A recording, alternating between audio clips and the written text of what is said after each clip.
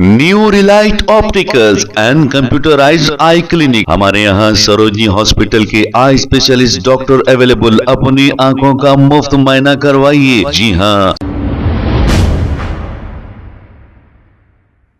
अस्सलाम वालेकुम नाजरीन, 7H न्यूज सच को रखे आपके आगे। नाजरीन, जुबली हिल्स कॉन्स्टिट्यूंसी में अनखरीब यानी कि 9 दिन के बाद पोलिंग होने जा रही है। इसी को लेकर लॉ एंड ऑर्डर पुलिस और मिलिट्री ने फ्लैग मार्च किया है ताकि यहाँ की आवाम आराम से रहे और आवाम को कोई तकलीफ ना हो और वो बाआसानी जाकर वोट डाल सकें। इसीलिए ये फ्लैग मार्च किया गया है। आइए देखते हैं इसी के चंद मनाज़िर।